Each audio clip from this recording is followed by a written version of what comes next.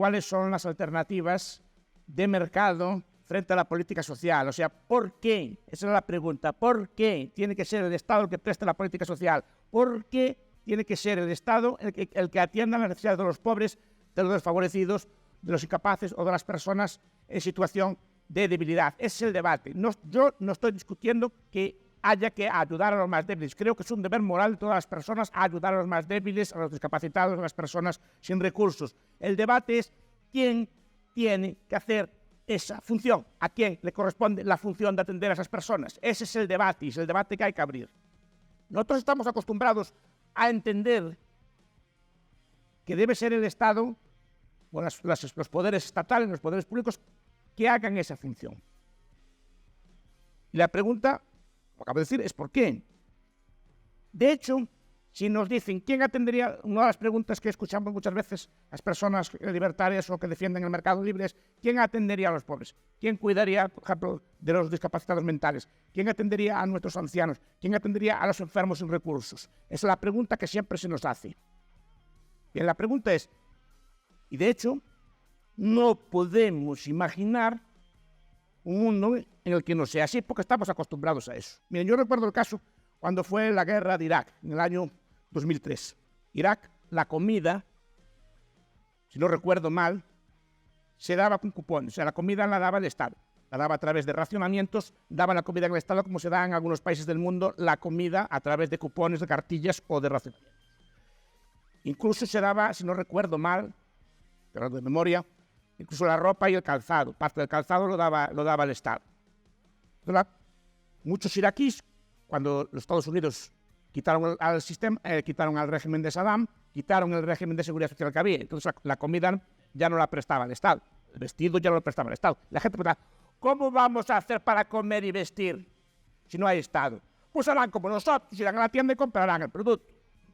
No es tan difícil de imaginar. Lo que pasa es que una persona que está acostumbrada a que toda su vida el alimento, el vestido, los bienes de primera necesidad se los da el Estado, no está acostumbrado a que estos bienes puedan ser comprados y vendidos.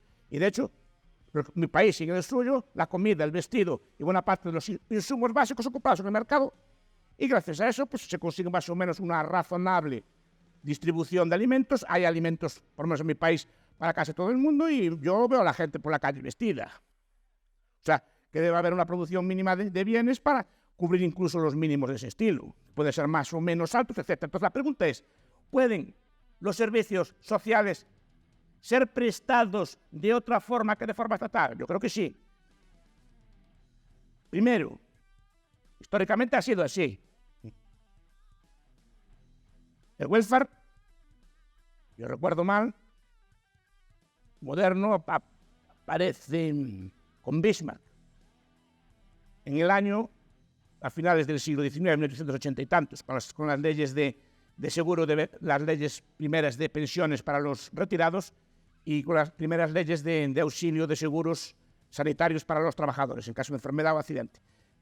Entonces, antes de 1800 y tal, ¿cómo se arreglaba la gente? Pero eso en Alemania, en muchos países el welfare es una cosa del siglo XX. En algunos países es más tardío. Es decir, ¿cómo se arreglaba la gente antes para prestar estos servicios? Para atender esta cosa. Repito, que son absolutamente necesarias y creo que deber toda persona ayudar a sus congéneres. El problema es cuál es esa forma. Entonces, vamos a analizar las distintas formas que hay de prestar este servicio. La primera es la que vamos a criticar. La primera es la forma estatal de prestación de servicios públicos, que es básicamente a través de algún tipo de agencia estatal que lo puede prestar en forma directa o en forma indirecta. Lo que se le llama a muchos países la privatización de los servicios sociales, básicamente es que el Estado presta el servicio con fondos públicos, pero los presta a una empresa privada. El sistema de los vouchers, de los bonos, por ejemplo, que plantea Milton Friedman, sería un sistema de este estilo. El Estado financiaría la educación, pero sería prestada por empresas privadas. El Estado, como en Suecia, pagaría la sanidad, pero sería prestada por hospitales privados. Eso pasa en muchos sistemas del mundo. Ambos son sistemas estatales, solo que en uno la prestación es directa por el Estado y en otro la prestación es indirecta, limitándose el Estado a prestar los fondos. Y eso hay muchas formas.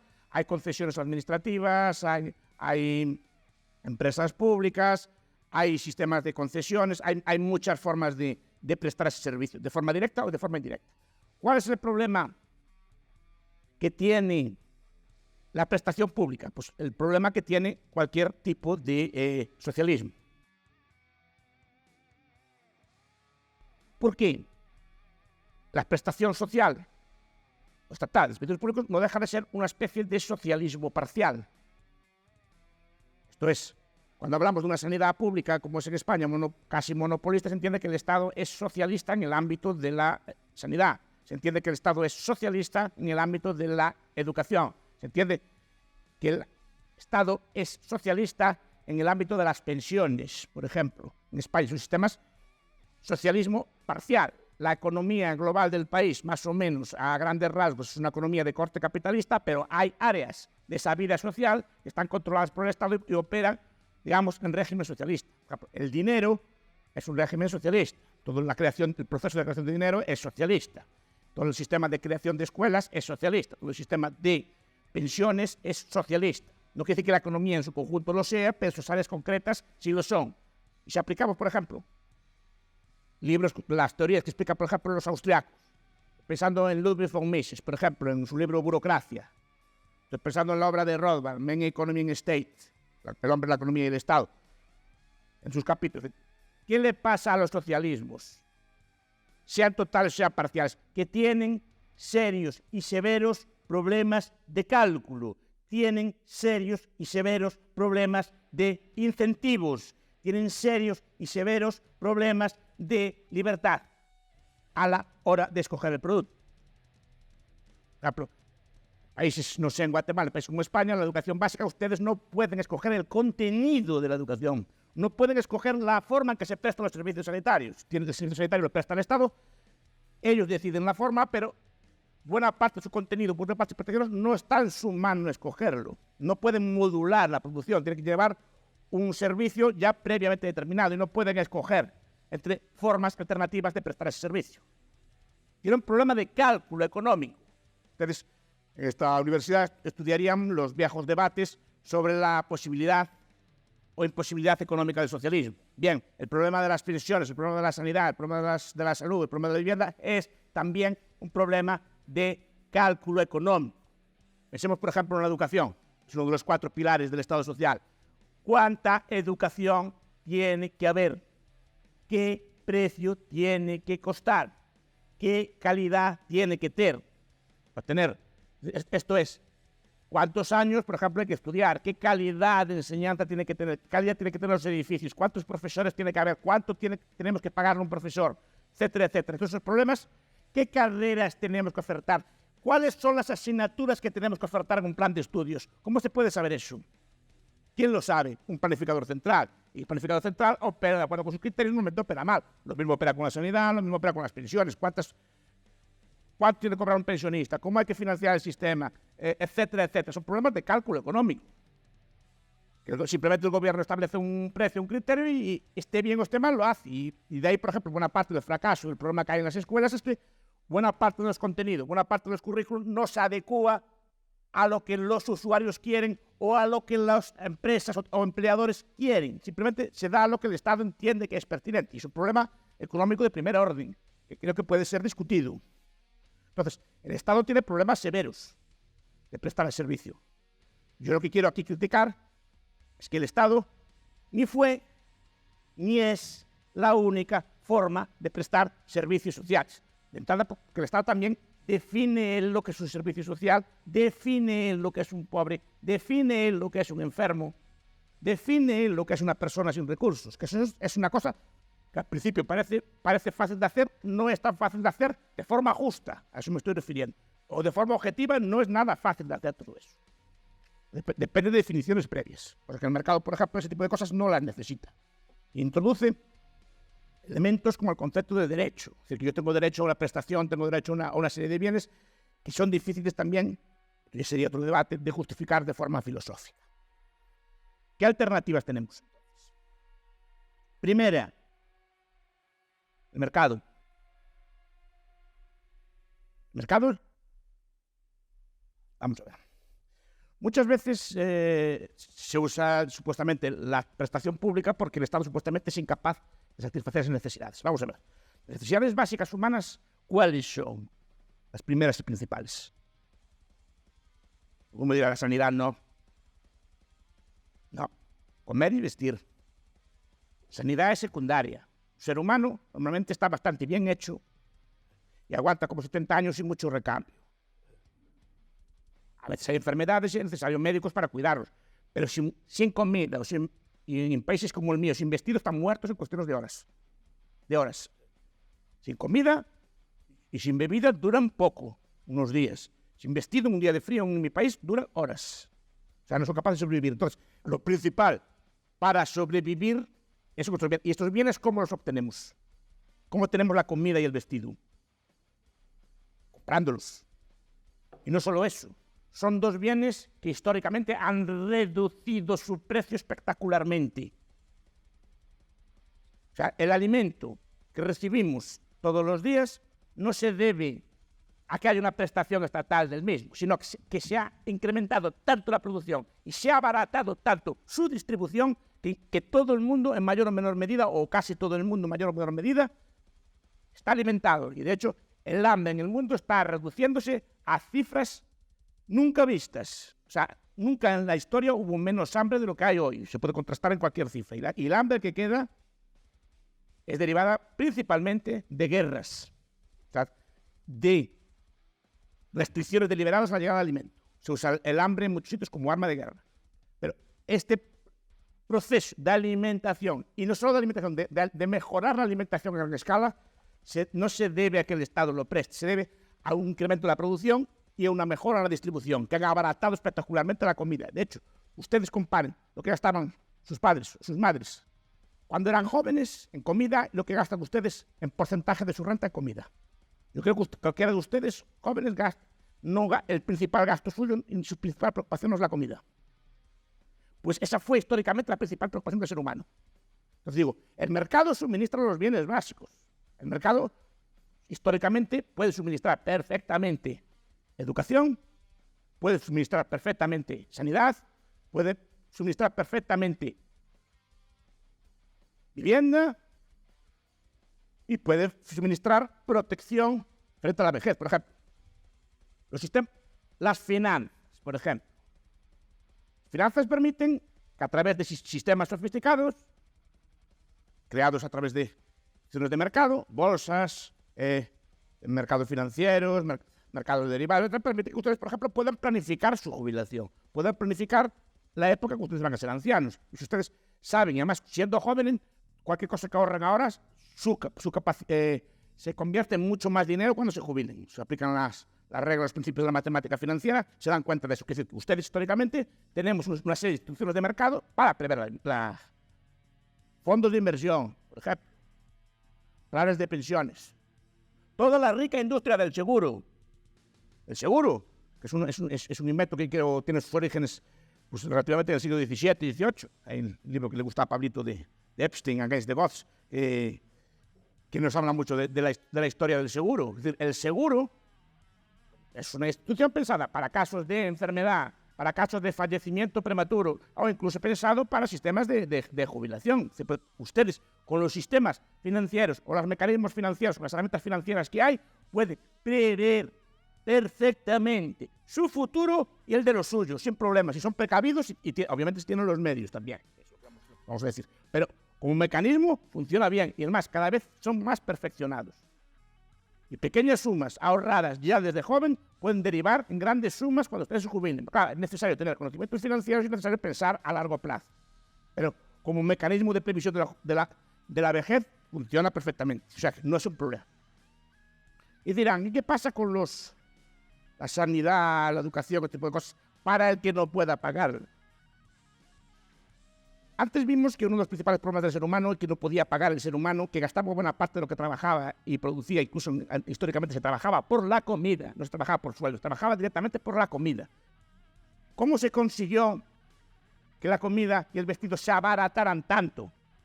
De tal forma, cualquiera, ya no digamos un joven de ahora, pero vemos que las personas que tienen nutrición y vemos que buena parte de ustedes tiene bastantes piezas de ropa. No tienen una pieza de ropa, tienen bastantes piezas de ropa y tienen bonitos pares de zapatos. No tienen uno, tienen varios adecuados a la temporada y cosas por el estilo. ¿Por qué? Porque se empiezan a abaratar bastante. Porque los bienes que produce el Estado, en cambio, no se han abaratado en la misma medida. Pensemos en la sanidad y la educación.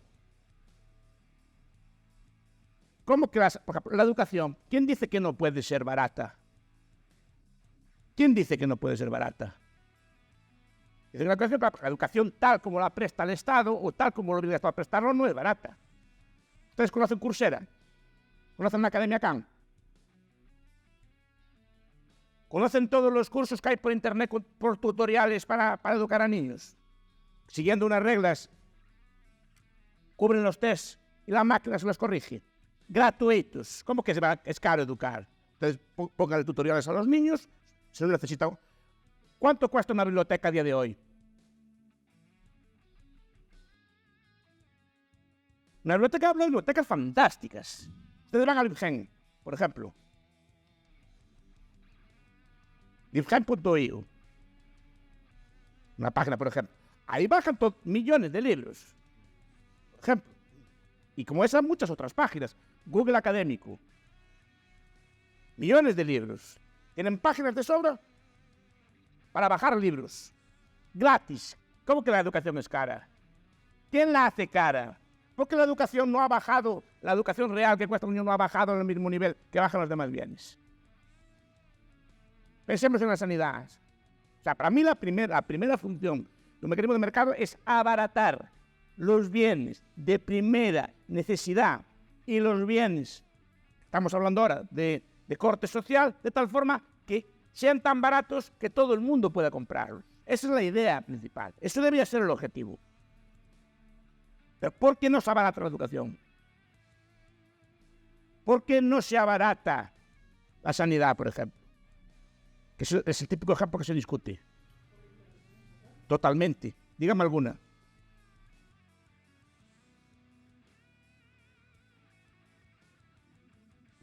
Sí, pero usted, el coste de la educación es el coste, a lo mejor hay que pagarlo en impuestos, pero el coste de la educación pública no es solo el coste de mandar a un niño o una niña a la escuela, es el coste de oportunidad, en el sentido de que los padres tienen que perder tiempo, tienen que deslocalizarse, tienen que ajustar horarios, tienen que adquirir una serie de insumos o mayores y el niño no puede ajustar, por ejemplo, sus horarios al de los de la escuela, tiene que seguir los ritmos de la escuela y los horarios de los padres y los subordinados de la escuela. Tiene una serie de costes ocultos, o que llamaría coste de transacción, muy grandes a la hora de prestar el servicio. Entonces, ¿por qué es cara la escuela? Yo le digo que es muy barata. La escuela mínima. O sea, que un niño esté educado de forma mínima es muy barato. Ahora, si me dice, igual que comer de forma simple es muy barato. Ahora, si quiere usted caviar, quiere usted langostas y así, pues claro, eso ya es más caro. Pero lo que es mantenerlo vivo, alimentarlo y así es relativamente barato, ¿sí o no? Pues lo mismo es educarlo de una forma mínima, es relativamente barato. Y educarlo con una calidad que ya le gustaría a mis abuelos, tener una calidad como la que hay hoy en día gratuita y al acceso de cualquiera que tenga acceso a internet o que tenga un móvil en la mano. La sanidad, ¿qué le pasa? Lo mismo. Porque todos los bienes abaratan. En mercado libre, como saben ustedes, todos los bienes tienden a abaratarse. Bienes de producción, por lo menos. La mayoría de ellos tienden a abaratarse. La informática subió o bajó. Bajó espectacularmente. Los autos, la ropa, la mayor parte de los bienes bajan de precio. Y precisamente bajan de precio, la mayor parte de la población o buena parte de la población puede adquirir esos bienes. Antes un coche, cuando aparecieron los autos, los carros, era un lujo equivalente a tener un avión hoy. Y hoy en día veo que no se puede entrar por la ciudad de Guatemala la cantidad de carros que hay. O sea, aquí se abarató en términos de horas de trabajo producidas. Como se abaratan todos los bienes. ¿Por qué los bienes producidos por el Estado no los abaratan? Precisamente porque están regulados. La sanidad, por ejemplo. Hay una forma que es que el Estado presta la sanidad. Hay otra forma, por ejemplo, que es la que están intentando en la India. Hospitales SETI, ¿los conocen? Hospitales SETI los funda el doctor Sethi, que fue el cardiólogo de Lady Di y el cardiólogo de la Madre Teresa de Calcuta. Es un cardiólogo indio muy reputado. Simplemente reorganizó los hospitales. Cambió el trabajo de los médicos, en el sentido que los puso a trabajar de otra forma. O sea, trabajan como más intenso. Un médico allí produce varias veces más que un hospital normal. Simplemente les liberan del trabajo burocrático y se centran en operar. El coste es 10 veces menos. Están compitiendo, incluso ya están queriendo instalar las Islas Caimán para competir con la sanidad privada americana. La tasa de éxito es la misma que los cardiólogos normales, porque no es una cuestión de que el médico sea peor, es cómo organizas a los médicos, por ejemplo. Entonces, los sistemas de seguros de Kerala, o sea, son sistemas de sanidad enormemente baratos, organizados con otros principios. ¿Pero por qué sigue siendo cara? Pues sigue siendo caro porque el gobierno interviene muy fuertemente en la sanidad. Aunque la sanidad sea privada, está muy intervenida. Por ejemplo, números clausus. Una sociedad de mercado, si una sociedad de mercado necesita más camareros o meseros, necesita más, lo que sé, cualquier trabajo, más pilotos, más otra cosa, pues simplemente pues, sube los salarios y atrae más pilotos. Y más gente abandona otros trabajos y dedica a ser piloto, camarero, lo que sea, porque una sociedad como la mía, cada año 800 jóvenes como ustedes quieren ser médicos en Galicia, en mi comunidad autónoma. El Estado solo deja dar 300. ¿Eso para qué es? Eso es barato encarece la sanidad. ¿Ustedes qué piensan? Entonces es cara porque es cara, o es cara porque la hacen cara. En el momento que el sistema de mercado, si hay una gran demanda de médicos, pues se amplían las facultades, se crean facultades nuevas y hay más médicos en el mercado. ¿Vale? ¿La limitan? Los médicos gallegos quieren que haya pocos médicos para cobrar ellos más. Eso pasa en casi todos los países de Europa. ¿Eso encarece o abarata? No, porque es cara la sanidad. Las patentes, por ejemplo, los medicamentos, muchas otras cosas, pero además, al ser estatal, la prestación o la regulación y la forma, no solo es, aunque el hospital no sea estatal, la forma de prestar el servicio sí que tiene que ser estatal porque está regulado, se impide la innovación. Se impide que los hospitales evolucionen como los demás otros bienes. Siempre comparo, y sería un debate interesante de tener, cómo evoluciona en mi país la sanidad no reglada, la que es libre, por ejemplo, la cirugía estética a los dentistas, ¿no? Pues sobre todo la cirugía estética que son cirugías prestadas por médicos, pero digamos que no son prestadas por Estado. ¿Cómo evoluciona una velocidad de vértigo? ¿Cómo evoluciona la industria de la ortodoncia, por ejemplo, en la velocidad de vértigo? Y cómo en la sanidad pública más o menos está más estancada. Porque no tiene ningún incentivo a innovar, no tiene ningún incentivo a competir, no tiene incentivo a mejorar, no tiene una competencia que lo estimule a mejorar ya. Los demás bienes de mercado, por eso bajan los móviles, por eso bajan los autos, porque hay competencia, dinamismo, etc. En estos sistemas, el educativo y el otro, no hay este sistema.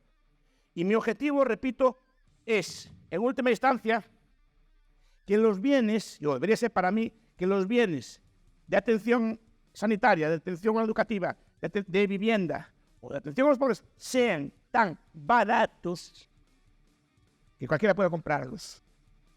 Igual que la comida, igual que el vestido. Que todo el mundo tenga por lo menos su mínimo de comida y vestido. Y que lo tenga de forma privada, sin necesidad de ningún tipo de prestación de que lo obliguen o que se lo sometan. Que le sometan a que tenga que seguir el sistema por la fuerza. Esa es la idea. Y eso debe ser el principal. Y el mercado sigue siendo nuestro principal aliado para conseguir los objetivos, si se le deja funcionar. Ahora, si se le ponen patentes a los medicamentos, si empezamos a regular la sanidad, empezamos a regular la enfermería, empezamos a regular los demás trabajos, para que haya un número clausus, no haya un número, etc. Empecemos exámenes muy duros de bar, de colegiación, cosas por el estilo, claro que se encarece. Como se encarecerían los móviles si hacen lo mismo. Como se encarecerían los autos si hacen lo mismo. Como se encarecería cualquier trabajo que le pongas a traba. Entonces, la idea es esa. Incluso de cuidado a ancianos. Son trabajos que requieren cuidado a niños pequeños.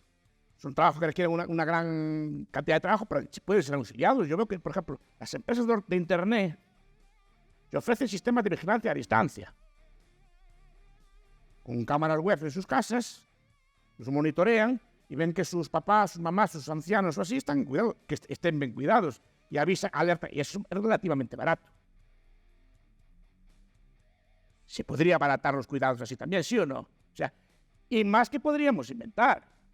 Sistemas de alerta ya pues, telefónicas, sistemas de todo tipo con bases de datos, sistemas incluso de chip para que nos avise en caso de algún tipo de fallo, que avisa automáticamente, como igual que avisan los autos, por ejemplo, ya modernos, si tienen un accidente ya avisan automáticamente, mandan por GPS dónde están, cosas por el estilo. Eso no lo estamos viendo todos los días. Nos anuncian los autos ya con sistemas que en caso de accidente avisan automáticamente. En caso de que, por ejemplo, se apara el coche, ya avisan automáticamente por GPS al número 112, que es el de atención, y ya dan las claves. No se puede hacer a nivel personal. Una persona, si falla algún tipo de indicador básico, ya avisa automáticamente por GPS al médico más cercano, a la asistencia más cercana, ¿sí o no? ¿Se puede hacer eso, sí o no? ¿Y eso abarata la sanidad o la encarece? ¿Abarata los cuidados o encarece? Entonces, el primer objetivo debería ser conseguir abaratar a través del mercado. Porque, vamos a ver, la sanidad, la educación, son bienes económicos. Nos guste o no nos guste, son bienes económicos. Exactamente igual que cualquier otro bien económico. Tiene sus características propias, pero son bienes que están sujetos, para bien o para mal, a las leyes de la oferta y la demanda, y están sujetos también a las mismas leyes de innovación, etcétera, que tienen los demás bienes. El primero sería ese. El segundo, históricamente, ¿cuál fue la forma de atender a las personas incapacitadas? ¿Cuál fue? Todos ustedes aquí presentes fueron incapaces absolutos durante muchos años, ¿sí o no? Todos ustedes y yo fuimos incapaces y fueron incapaces durante varios años de su vida, ¿sí o no? De los 0 a los 8 años, pues, ninguno de ustedes valía para nada. Y yo tampoco. Sueltos moriríamos casi todos con toda la seguridad. Si ustedes nos abandonan con 1 año, con 2 años, o a mí, o a cualquiera de ustedes, con total seguridad estarían muertísimos, porque son seres incapaces. Fueron seres incapaces. Incapaces de hacer cualquier cosa. Ni de bañarse solos, ni de vestirse solos, ni de hacer cosas solos, ni de buscar alimentos solos. ¿Sí o no? ¿Quién los cuidó? O sea, la primera instancia de cuidado del incapaz es la familia. Siempre fue la familia. Históricamente fue la familia. Para eso se inventó la familia, entre otras cosas. Pero para eso está instalada. Cuidaba históricamente de niños y cuidaba de los ancianos. Era una especie de pacto social o de pacto familiar recíproco. Yo te cuido a ti de niño y tú me cuidas a mí de mayor. Era una especie de pacto. Pues, y los matrimonios, básicamente, también más o menos estables, estaban pensados para eso.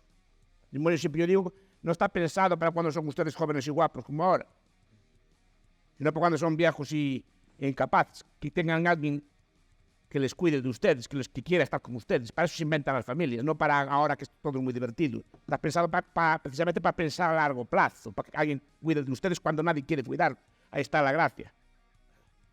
Pues la familia históricamente fue la puente social de protección y de cuidado de ancianos, de cuidado de niños y de cuidado de enfermos y de cuidado de familiares, etcétera. Fue siempre la primera. Lo que pasa en la familia, yo creo que el proceso de construcción de Estado, y tampoco es un tema que no me quiero desviar, la familia siempre fue una especie de rival del Estado, y algunos teóricos, por ejemplo, pensando en Alan Carlson, de Family and the State, me parece que se llama así, nos explica que, bueno, que en el proceso de construcción de Estado los Estados intentan destruir a las familias porque son rivales de ellos en cuestión de lealtad. Por lo tanto, intentan que sean los Estados los que cuiden de ustedes de niños. Pues el estado de bienestar se llama de la cuna a la tumba. Los cuidan ustedes en los infantarios, bueno, en las guarderías, ¿no? Los cuidan ustedes de pequeños, los van acompañando, y de mayores los cuidan en asilos. Se trata de que los vínculos familiares se rompan y que sea el Estado de quien dependan ustedes, sea del Estado. Y de hecho, por ejemplo, la educación en cada vez mayor medida no depende de sus papás o de sus mamás, depende de los poderes públicos, que son los que a una edad los obligan a asistir a una especie de centros que tienen ellos, en los cuales les educan en lo que ellos quieren, ¿sí o no? Y todos los tipos de lazos familiares en ese aspecto los están intentando debilitar. Carlson es muy duro, va explicando cómo el Estado, digamos, favorece, digamos,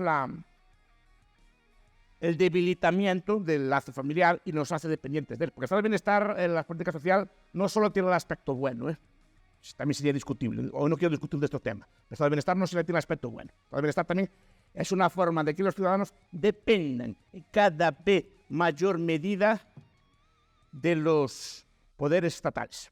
Entonces, el primero sería la familia. Después tenemos todas las caridades organizadas. Históricamente, todas las religiones, todas, tienen algún tipo de forma de caridad o de atención a los pobres. Históricamente, buena parte de la caridad para los que no tenían a nadie que los cuidase, para las personas que eran impedidas y no tenían, digamos, apoyo, no tenían ningún tipo de medio o necesitaban grandes cuidados, las religiones todas instauraron sistemas de caridad social. Ustedes van, supongo que en la ciudad de Guatemala también, pero si van por mi ciudad, por ejemplo, que es Santiago de Compostela, ven la mayor parte de los edificios se llaman hospital, hospitalillo, cosas por el estilo. Eran instituciones huérfanas, que eran instituciones de la Iglesia Católica, en este caso, que se encargaban de cuidar a los huérfanos, de cuidar a los enfermos, de cuidar a los viajeros, etc. Y eran instituciones de caridad. Dicen que tenía pocos medios, claro que tenía pocos medios, pero todo el mundo tenía pocos medios en aquellos tiempos. No solo tenían las organizaciones de caridad, también una persona normal tenía serios problemas para sobrevivir, no solo las instituciones de caridad. Pero aún así se crearon instituciones a lo largo de la historia y todas las religiones lo tienen. Todas las religiones, e incluso todas las masonerías, por ejemplo, también tienen instituciones de los leones, los alces, instituciones que existen en muchos sitios, y son instituciones creadas también con cierto origen benéfico o filantrópico. Históricamente también, aparte de las religiones, toda religión que se precie o todo sistema ético que se precie tiene algún tipo de forma de altruismo, de ayudar al prójimo, de ayudar a los demás, y crea instituciones a través de fondos, ayudas, etcétera, herencias o cosas por el estilo, para atender a los más necesitados. El sindicato, por ejemplo. Sindicatos antiguos no eran exactamente como los que son hoy en día. El sindicato antiguo era una institución que servía para ayudar al trabajador. Los obreros se asociaban, por ejemplo, creaban mutuas, oyeron esa palabra, mutualidades, igualatorios. Consistía en que los trabajadores, sociedades de entierro, fueron las primeras instituciones de este estilo.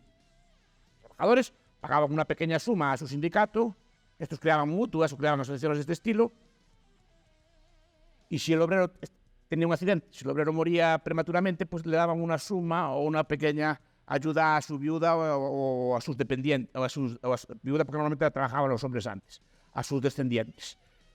Eran sistemas a pequeña escala, pero funcionaban muy bien. Crearon los primeros sistemas médicos modernos, todas las mutuas y mutualidades. Es decir, que eran mutuas, pues se llamaban mutuas, cada una pasaba una pequeña suma y escogían unos cuantos médicos y los médicos atendían a los trabajadores de forma totalmente privada. Creaban economatos, por ejemplo, si existen esas figuras en Guatemala, que eran las grandes empresas o los sindicatos compraban comida barata para el ejército y muchas empresas tenían economatos que compraban, las empresas todas tenían, los sindicatos compraban comida barata y para sus asociados y la despachaban en tiendas a precios más baratos que el mercado. Tenían cooperativas de viviendas, sindicales, no del Estado, fruto de la libre asociación de las personas, no era estatal, eran privadas. Y todo eso fue acabado con la nacionalización de las cosas. Por ejemplo, a los médicos antiguos no les gustaban nada las mutuas. Eso lo cuenta Arthur Sheldon en su libro Capitalismo, cuenta que a los médicos antiguos no les gustaban nada las mutuas, porque el médico tenía que trabajar bien. A un médico estatal a día de hoy, en cuanto saca una plaza, de repente ya le asignan 200, 300, 400 enfermos sin tener que buscarlos. No tiene que ganar una reputación, no tiene que ganar un prestigio, simplemente ya se los dan. El médico antiguo tenía que trabajar y ganar un prestigio como médico para tener clientela, si no nadie lo quería. Más cómodo el sistema actual, tener un salario garantizado independientemente que lo hagas bien o mal. Simplemente tengo que aprobar un examen. Entonces, tenemos todo ese tipo de instituciones, religiones, mutuas, sindicatos, masonerías. Hay un profesor, es el profesor David Beito, tiene un libro muy bonito, debe estar en la biblioteca, se llama Voluntary City, que nos explica todas las formas voluntarias que habían establecido nuestros antepasados para atender a sus pobres, para atender a sus enfermos, para atender a sus discapacitados, todos ellos de forma voluntaria y altruista. Y además algunas de ellas muy bien financiadas. Todo eso acabó con el Estado social, en el caso americano, por ejemplo, con Roosevelt, que tiene una calle, no sé si la merece o no, pero desde luego en el ámbito social creo que no hizo mucho bien, porque es el arquitecto del Estado de Bienestar americano y de la seguridad social.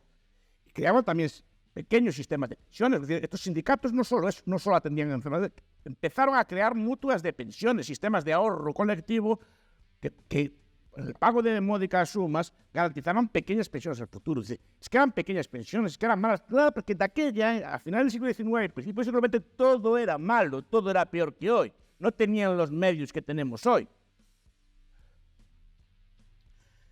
Y después tenemos toda la solidaridad comunitaria.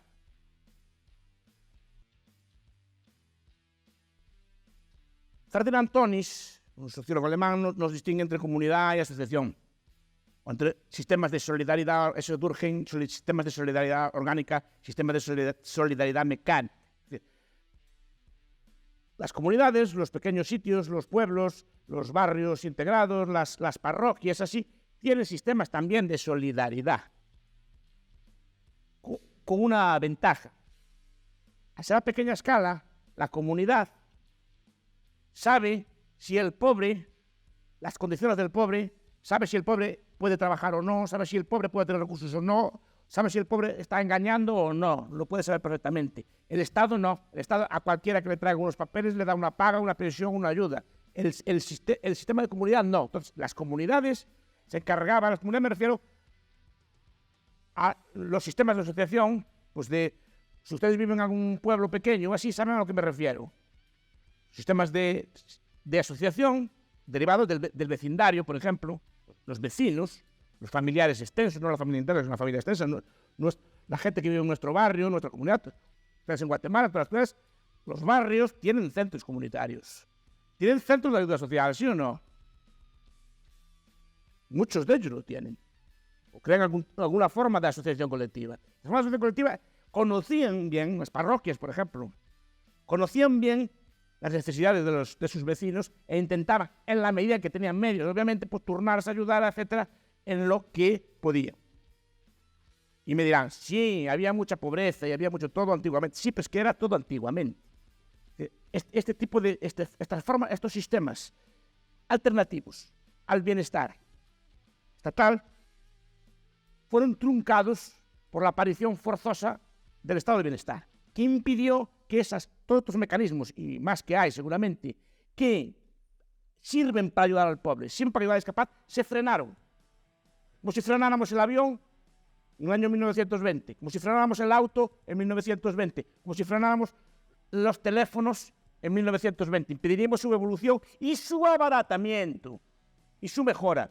El Estado frustró este proceso y ahora dice que sin él no podríamos existir. Yo creo que no. Muchas gracias.